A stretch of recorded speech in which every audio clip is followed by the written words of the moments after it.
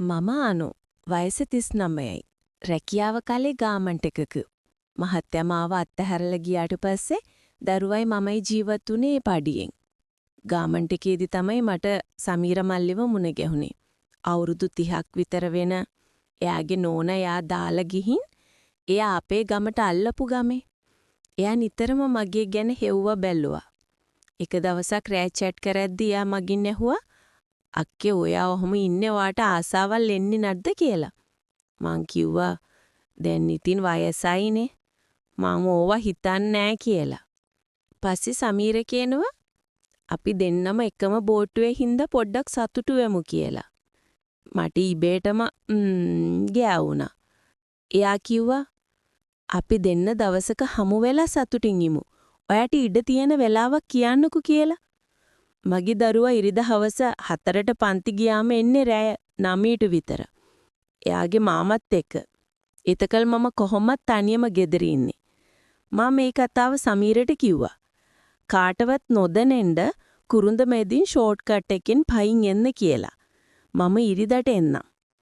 හැබැයි ඔයා මම කියන විදියට ඉන්න ඕන. සමීර මල්ලි කියද්දී ඒ කොහොමද කියලා මම ඇහුවා. මං ආසයි ඔයා වැඩපැලේ දකින්න විදියටම දකින්න. ඒ හින්දා ඔයා වැඩට එන විදියටම ලේස්ති වෙලා ඉන්න. ලස්සන ගවුමක් එහෙම ඇඳලා. සමීර මල්ලි කිව්වා. අනික මම කැමති පෑන්ටි අදිනුවට. ඒ හින්දා හොඳක්කි වගේ ෆිට් ෂෝට් ටික වෙනුවට පෑන්ටියක් අදන් ඉන්න. සමීර මල්ලි එහෙම කියද්දී මට මොකද්ද වගේ දැනුණා.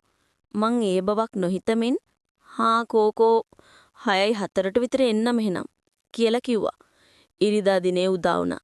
පුතා වෙනද වගේම 4ට විතර පන්ති යන්න පිටත් වුණා. ගෙවල් අස් කරලා ඒ වැඩ සියල්ලෙන්ම නිදහස් වුමම නිදහසේ වතුර ටිකක් නාගිර ටවල් එක තැදන් ගෙට ඇතුල් වුණේ ඉස්සරහ දොරත් ලොක් කරගෙන. කාමරේට ගිය මම ඇදුම් මල්මාරිය ඇර ඇදුම් තෝරන්න උනා. මම වැඩට යන විට අදින්නේ ටයිට් ෂෝට්. මෙන්සස් දවස්වලට ෂෝට් එකට යටින් පෑන්ටි අදිනවා. අල්මාරිය මොල්ලක ගුලි කර දමා තිබූ මාසතු පෑන්ටි තුන එළියට ගත්තා. කහපාට හා ලාදම් පෑන්ටි දෙකම පරණ වී ඇත. ඒවායේ මැද කහට පැහැගැන්වී තිබුණි. අලුත ගෙනා ලාකොල්ල පැහැති පෑන්ටිය අලුත් පාටකින් යුක්තය. ඒදිම ගුලි වී තිබූ රැලියන්නට අයන් පාරවල් 2-3ක් ගසා රස්නේ පිටම ඇඳගෙන අනිත් එදුම් දැදගත්තා. ගොමකොළ පැහැයෙන් යුත් කළු පැහැති මෝස්තර සහිත ගවුම ඇඳගෙන පොඩ්ඩක් සුවඳ හිටින්නට සෙන් පොඩ්ඩක් ඇඟ ගල්වා ගන්නා ගමන්ම ඔරලෝසුව දිහා බැලුවා. 6:40ට කිට්ටු වෙලා මේක තාම මෑණි මගේ හිත මටම පැවසුවා. ටික වෙලාවකින් අණුවක්කි කියමින් තරමක පහත් හඩින් කතා කළා. මම දොර ඇර සමීර මල්ලි ඇතුළට ගෙන ආයිත් දොර ලොක් කළා. මගේ දිහා බලමින්ම සමීර සැටියේ හිදගෙන පයින් ඇවිත් මහන්සි බොන්න වතුර එකක් දෙනෝකෝ කියලා කිව්වා. මම දුන් වතුර එක බිව් සමීර වීදුරුව පසෙක තබා මාව ළඟට ඇදගෙන තුරුළු කරගත්තා.